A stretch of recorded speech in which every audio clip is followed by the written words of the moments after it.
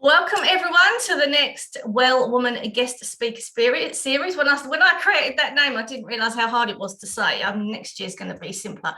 So this time, I'm really excited to talk to Helen Bartrom, and I've known Helen Bartrom for a couple of years, but we've never really actually had a proper conversation. So again, this is something I'm really looking forward to, actually getting to know you a bit more and your story. So do you want to start by telling everyone, what do you do within the health and wellbeing field?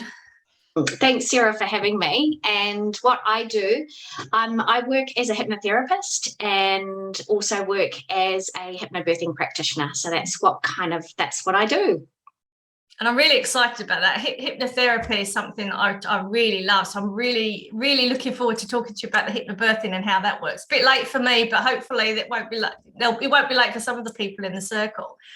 So why hypnotherapy? Why and hypnobirthing? Why are you so passionate about that? Yeah, I know. And I kind of stumbled into it, to be honest. Because, going back, what is it now? When I was in my early 20s, I was into the travel industry, and then I was working in marketing, and I was really in the corporate field. And it was when I was pregnant with my second baby, and I was still working as a marketing manager in a big organization. But I got introduced to the concept of hypnobirthing.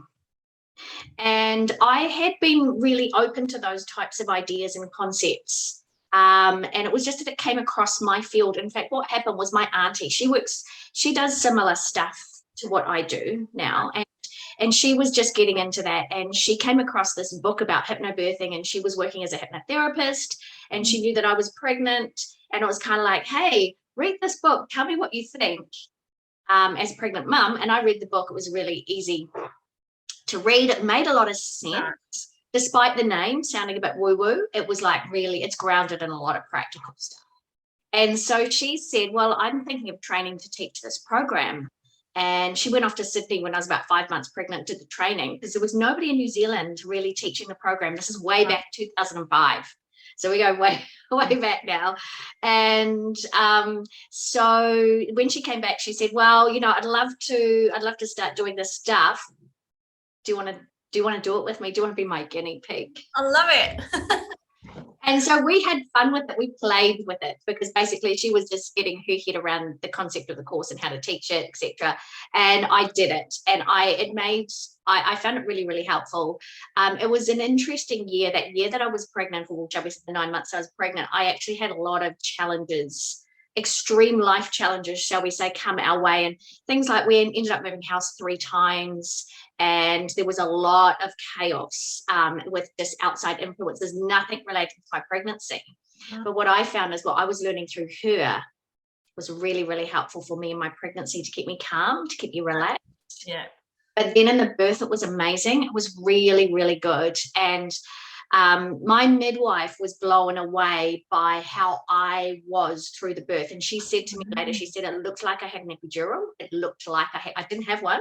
It looked like I had one. I was really super calm.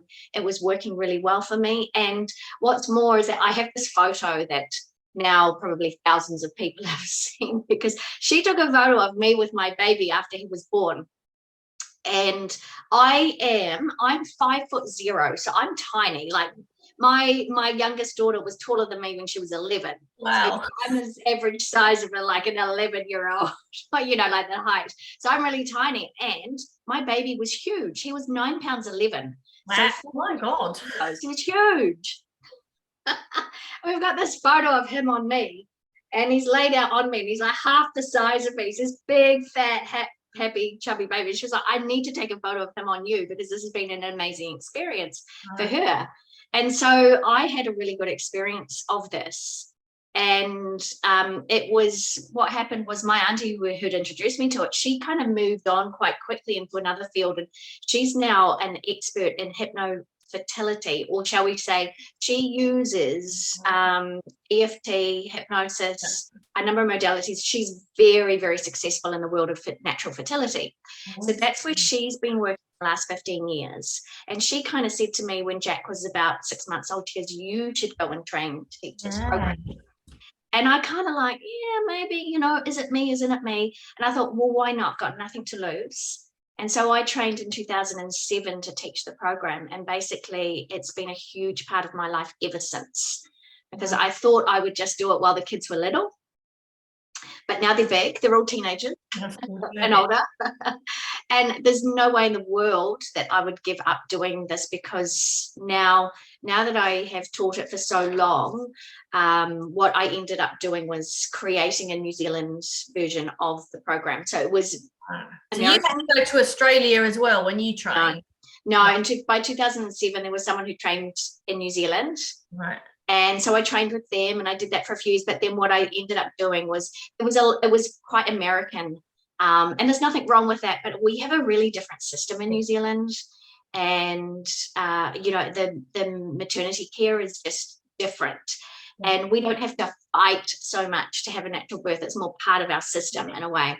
And so I've written the New Zealand hypnobirthing book now. I've created the Positive Birth program, which is New Zealand's version of the hypnobirthing program. I've trained about 17 people around the country to teach the program, and have worked with probably 1,500, 1,600 couples now in the last 15 years, sharing the program with them. And it's been amazing. I just love it. I wished I'd known, because I mean my first child was born in 2004, my second was 2007, and I was, even in 2004, before I was a naturopath, I was using herbs and oils, and I was going to pregnancy yoga and pregnancy massage, and I was doing everything that I could because I was interested in that. And I know there wasn't anything, I'd heard of hypnobirthing, but I think it was actually around my second child, and by the time I'd heard about it, it was too late. But I would have loved it. And how does it work? Are you teaching exercises while someone's pregnant in preparation for the birth? Are you there for the birth with them, or how does the process work? Yeah, so it's really, think of it like a specialized antenatal course. Right. So it's a class that couples come along to together, and we teach them practical tools, breathing, relaxation, visualization. We give them positive information. We use hypnosis in order to, or shall we say, hypnotherapy and really just deep relaxation. And they have a number of things to practice, to use, to work on, and a lot of them find it really helpful in their pregnancy. So like just yesterday, I was with a group yesterday, and they were saying, one couple especially, she's saying, I've never found it easy to sleep, she said, but I'm just like out like a light. She says, I push play on your recordings and I'm out like a light. She said, it's wonderful. And there's people that often say, the course was worth it just for the sleep in their pregnancy. Yeah. And so there's practical tools and techniques we teach them, and teach the partner stuff too, to help support her in the best possible way. And really it's about helping to change their mindset. So, couples will come into the course feeling nervous, frightened, anxious, some people more than others. So, I've worked with mums that have, had extreme anxiety around birth, and you're helping to change the way that they think, the way that they feel about birth, so that they can go into the process more confident, more excited rather than fearful. So the basis of the whole course is to help remove the fear, because it's the fear that impacts on the way that our bodies actually respond to the labor and birth process. Fear plays a huge part. And how much of that fear, do you get mums that have had traumatic births prior and then they've become fearful, or a vast majority new mums, and because of the way we've medicalized women's transitions and cycles, has that fear come because of the fear that's been created around the unknown? All sorts, everything you can imagine, Sarah. So some people come along, I do have people come along to the course who are already excited about birth, and they don't have so much fear, but they know that this course is going to give them extra stuff to use. Right. And then, I have everyone in every kind of way along the scale. So you get people that have really been programmed from a very, very young age that birth is something to be worried, fearful. I always mention, what has the media done? What has mainstream media done for birth? What have you seen in the movies? Yes. What have you seen on TV? And what we've been programmed from a very young age. Sometimes all it takes is 10 seconds of a snippet of a movie when you're 8 years old to sow the seed. Birth is scary. Birth is dramatic. Is scary. And if that's sitting in there, that seed sitting in there And then you hear a friend tell a story. Don't they just tell you a story as well? Everyone gives you their birth stories, and sometimes you think, I did not need to know that. So, so I'm always talking about, put up some barriers or let it go in one ear and out the other. That's their experience. So it's helping really to help people almost deprogram what they've come into their pregnancy with. Get rid of that and start to build up some positive thoughts and ideas and surrounding them with positive information. So I have a huge collection of positive birth stories, and I have those in my book, but I also I release a story every week on my podcast, a positive birth story from a couple or a mum who has done my course and has had a birth, and regardless of what type of birth it is, because of course we can't control all the aspects of birth. So some mums are preparing for a normal, natural, maybe a home birth or whatever, and there's curveballs, they may need to be induced for a really good reason, or something happens and they need to be in hospital, or, and they're still, they're thinking about the fact, they look back and it was still a positive birth because they had the skills, the tools, the mindset to be able to flow with it, to be able to work with it, to be able to keep calm and relaxed all the way through. And they look back on it and go, well, it was the right type of birth. It wasn't the birth I planned. And of course, yes, there's always stories, of course, of the people who do have the really super smooth, easy home birth. But there's all sorts of stories. So it's about surrounding, helping people to take on board more of the positive stories where people come out of it and say, well, it was amazing. It was an empowering experience. It was exhilarating. It was, a wonderful experience, and hearing those stories instead of the trauma. Yeah, 100%. And it must be good for the men, because when I think about my husband, I know that for him, he was really anxious as well, because he you watch the TV shows, there's like 500 people, everyone's screaming, there's all this panic, and he fell asleep during my first child, and then the midwife woke him up, and he was like, what do you mean? Where is everybody? Is that it? And he was almost disappointed because he thought it would be like, ER or something. But I know that he went into that quite anxious about his role and what he can do. So I take it that the hypnobirthing process, like as you said, it's for couples. It's also for the man in order to kind of know he has a role and to deal with his anxiety. So all of the techniques that I teach for the couples, yes, they're for the mum to use in her birth, but they're also for both of them to use in life. So I'll always talk about, hey, use this next time you're feeling nervous, anxious, overwhelmed, challenged, your boss is driving you nuts at work, or whatever it might be, or the toddler's driving you nuts, or the teenager's driving you nuts, So they're all practical tools that can be used in all sorts of areas of life. Plus, if the birth support person or the husband, the partner needs to use some breathing techniques to help them keep calm, or some tools to keep calm, absolutely. And how is, like, with midwives and obstetricians, have you been able to work with them so they can see the benefits of this, and how's that kind of relationship worked? I love it. Right. So I have some midwives who will try and get every one of their couples to do the course. Wow. And I have some midwives who just obviously don't feel that they should promote it so much because it costs money. Obviously, it's not free. But are really super happy when one of their couples initiates, I'm doing hypnobirthing.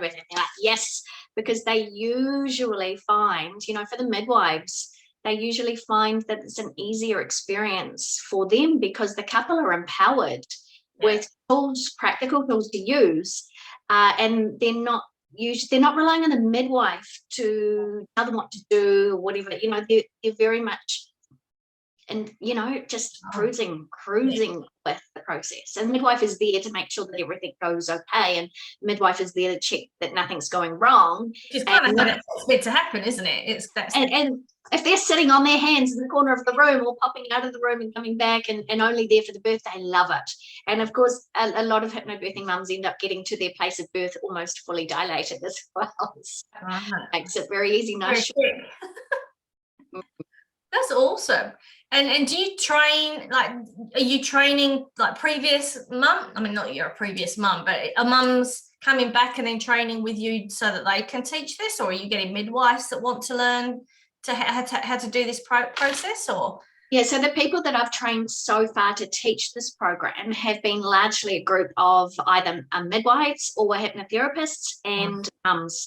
So yes, some mums who have done my course have said, I want to teach this program. So I've done the training with them, but it has been largely kind of an almost even split between midwives who want to do it. And at the end of last year, there were a number of midwives who decided that they weren't going to carry on in that field because they were mandated out. Yep. And so I had a few of those do my training in order to, they were kind of just adjusting how they're going to work. And a group of hypnotherapists as well who want to add this, you know, add the hypnobirthing stuff to their skill, to their box of what they do. So yeah. And do you do other forms of hypnotherapy too? So if there's anyone who's listening who, like, the boat's gone, they've got teenagers now, but they're really interested in having some hypnotherapy for whatever reason, do you still offer that as well?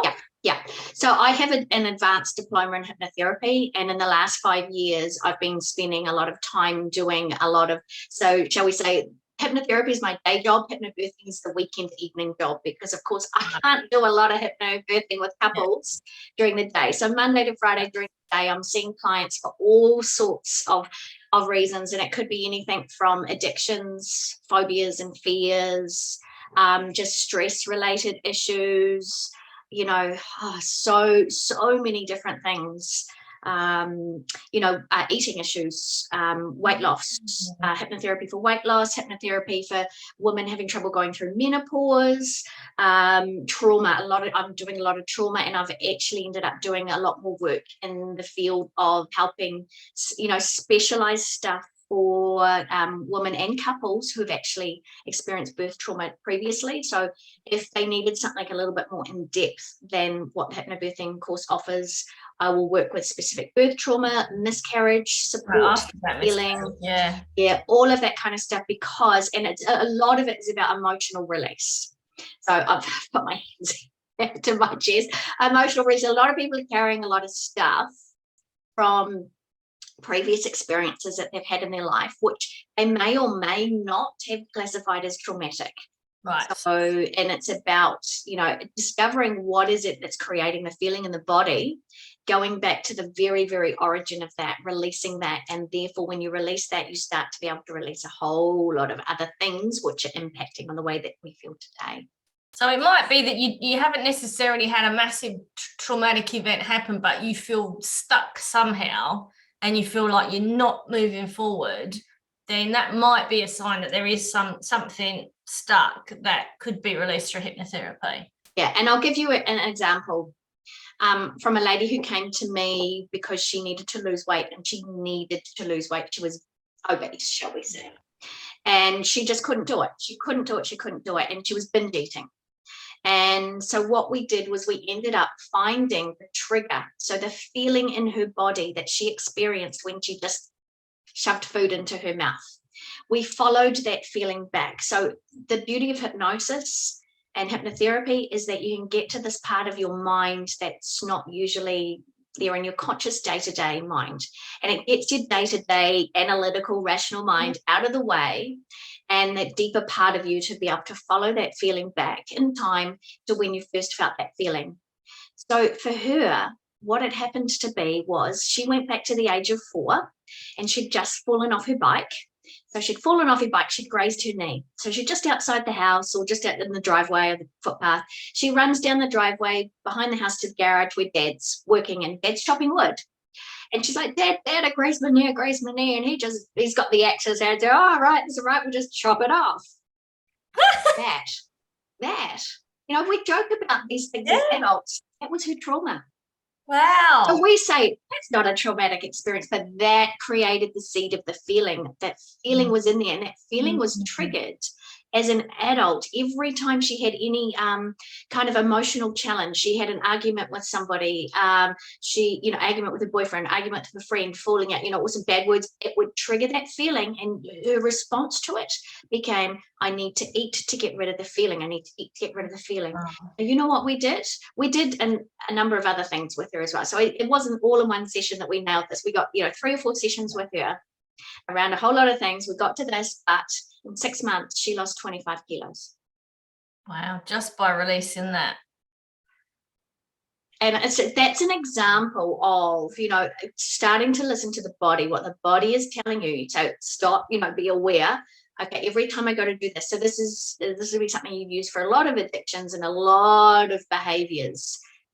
Why is it that this feeling, you got to start to listen to this feeling, and whenever that feelings get triggered, there's that feeling there. When we go back in time, we can release the root of it so that the brain can process it in a completely different way, because her brain wasn't able to process that as a 4-year-old. Something got stuck in there, and then every time she's having some conflict, the body's going danger, danger, danger, danger.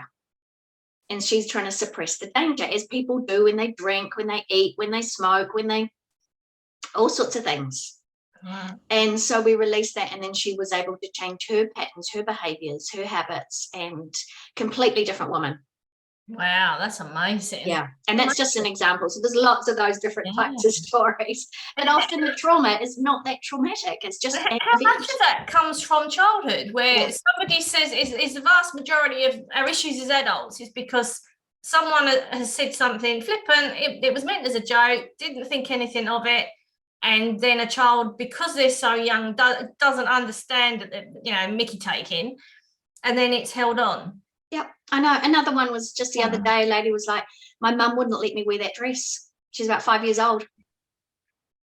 I just wanted to wear the dress. My mum said it was ugly.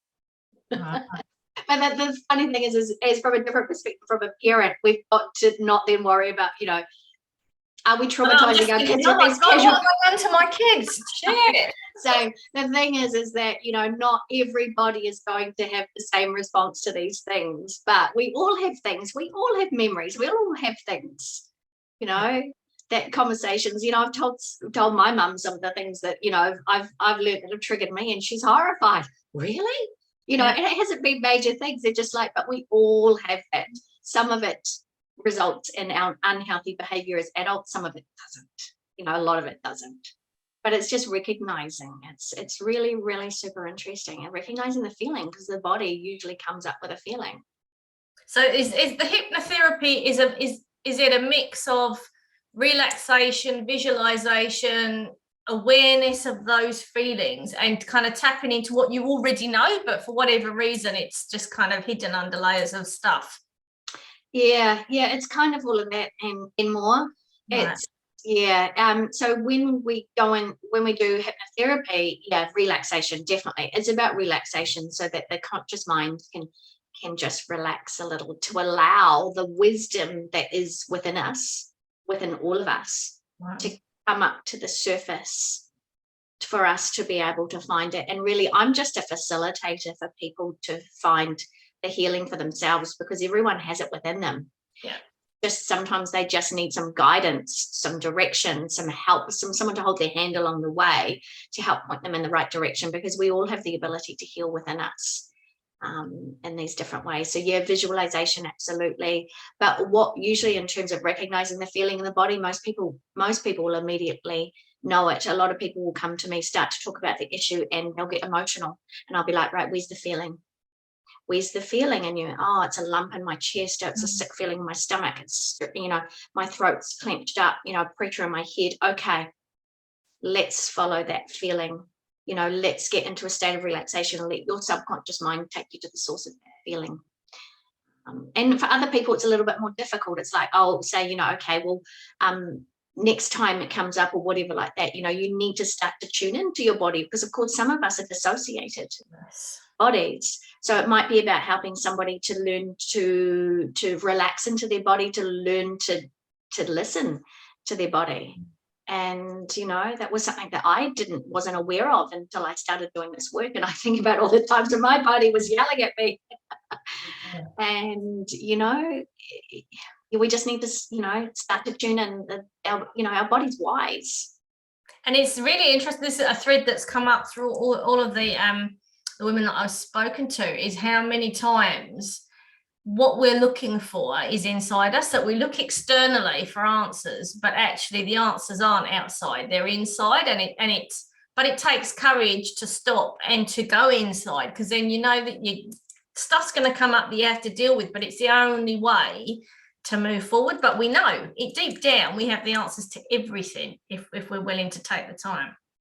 Everything we need within us. That's amazing. Like that's a scary thought, isn't it? No, I want someone else to help me. I want you to tell me what, but we do. But it's just about, it's having to actually navigate that and get into it.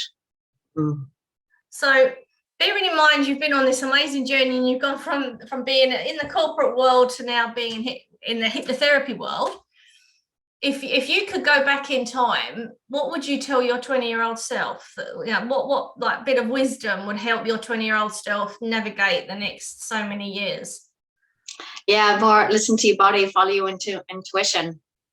Totally would be about that. And it's such a good question, because when you do go back and think about that, and hindsight's a wonderful thing. I would go back to, I think, 15 and change a few things then, but it's like, but it's the beauty of life. As you get older, you can look back and go, oh, right, okay, well, gosh, I learned so many lessons, didn't I? Yeah. So that's a good tip, is to actually, as an adult, look back over the last 20, 30 years and think about how far you've come and how much you have learned. Because sometimes we're so busy worrying about the future, we don't actually look at what we've learned and how much. I know, I've learned a lot. I've had some really interesting experiences, and I think that's probably what I would say to myself, is that embrace those experiences. They may not be fun at the time, but they're huge learning curves, and they will also help you to help others through it, through getting stuck in the mud. So it's about embracing those experiences, which I kind of knew a little bit at the time, but also it would be about listen to your body and follow your intuition. Absolutely, follow your intuition. Yeah. Do you think hypnotherapy has become like more accepted, more people know about it, more people want to try it than like when you first started? I think so, but then I wonder that's just because I've immersed myself more in that world, so I'm seeing people who are open to it. I really hope so. I believe that, there's a few trainers in the industry that's their purpose, is to make hypnotherapy far more mainstream. But I do think that with the changing world that we are in, more people are open, more people are becoming more aware of alternative therapies, more wanting to go down that path.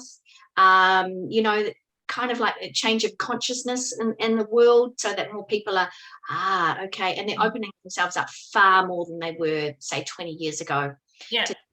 So, I'd say absolutely. But then again, as I said, I see people already there. Yeah. It's really interesting about the mainstream, because there's a thin line between, like, it should be everything naturopathy, that it should be mainstream, but I also think there's, if it becomes too mainstream, then we also lose something else that offers something to the people that were looking for it in the first place. So it's that balance between for me, it's all about access to everyone. Everyone should have access. Everyone should have the choice, but it shouldn't necessarily lose the thing that makes it special as well. So, do you have a thought about that? No, I haven't never thought like that. I just think everyone should be doing everyone.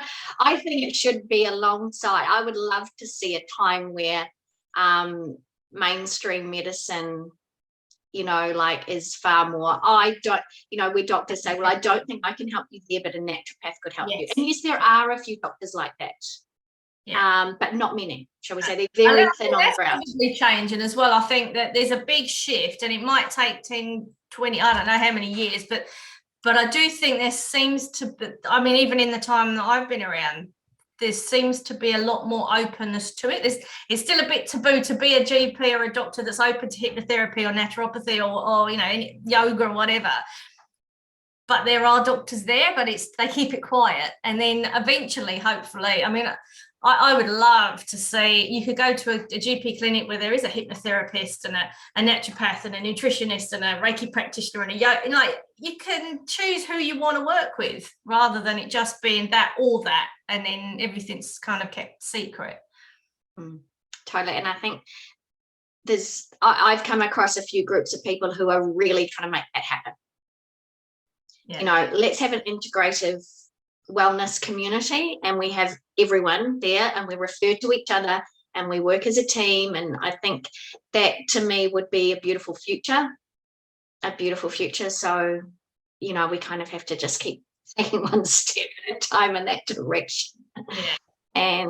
Yeah. And and it'll come. I mean, I remember years ago I went to it was a private hospital in Thailand because my daughter had got sick, and this hospital was just, I remember, I actually made me in tears because it was a proper hospital where you saw specialists and they had the pharmacy, but they also had a herbal dispensary, a whole food shop. They had vegetarian cafes. They had a whole floor that taught people how to cook plant-based food.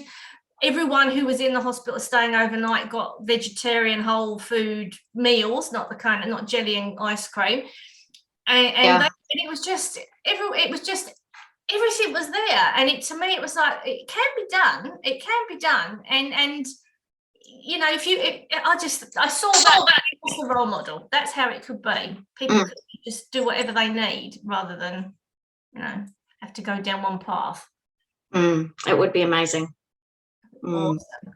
And it particularly the current system kind of. I know.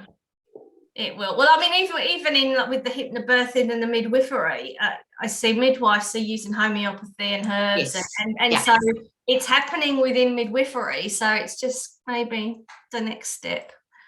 Absolutely. And I think with the hypnobirthing, it has become a lot more mainstream, a lot more popular. And I've had a lot of hypnotherapists say, you know, they're so thankful for hypnobirthing because they've ended up working with people, you know, so people do hypnobirthing for their pregnancy and birth, and then 10 years later, they're looking for a hypnotherapist for whatever the problems might be. So hypnobirthing's helped to start and make it a little bit more mainstream. In that way. And there's so many other things. I mean, I don't think naturopathy is all that alternative. You know, I think it's really kind of like fun. I don't know, but that's the world that I live in. So some people aren't yet aware. I don't think we're teaching anything that's particularly weird. It's like sleep well, live well, eat well. It's like, that's not woo-woo. No. So, you know, it's always my first port of call if there's something going on. Yeah. But So how do if people want to work with you, how can they contact you and find out more? So I have two websites because I have one for the birthing and one for all the other hypnotherapy stuff. Right. So I'm positivebirths.co.nz for birthing related stuff. So pregnancy, birth, and also for parenting, Positive Births. And then I've got my website, which is helenbartrom.co.nz. So you could Google hypnotherapy with Helen and you'll find that website. But basically either one, you get through to me. Right. And on what you're needing or what you're wanting some help with, you know, just contact me anyhow through those fields. I'm on Facebook, I'm on Instagram, I've got a podcast on Spotify. And what's the name of the podcast? The podcast is called the Positive Births New Zealand podcast. So it's just sharing a whole lot of positive stories about birth, and people just sharing kind of like the chat that we're having today, people having about their birth story. So anyway, they find me, and if somebody's wanting to explore, you know, is this for me? You know, how do you work? Could this help? I have 15-minute free consults or free discovery calls that they can do just to kind of suss out, is this, you know, and that through the websites? Yeah, they can just contact me through the website. Just send me an email, flip me an email, helen@helenbartrom.co.nz or helen@positivebirths.co.nz. Cool. Thank you so much. Really enjoyed that, and I loved hearing your story. So I really appreciate you giving up your time and coming to chat to us. And hopefully, if anyone's out there, I tell you, hypnotherapy is amazing. I love it. So please go and contact Helen if you're really interested. It's quite amazing what it can do if you are stuck emotionally, physically, everything, the whole thing. So thank you very much for your time. Thank you for having me, Sarah. And, you know, I'm looking forward to listening to all the different interviews that you do. It's been super interesting. It's been a very interesting week, actually. I've thoroughly enjoyed it.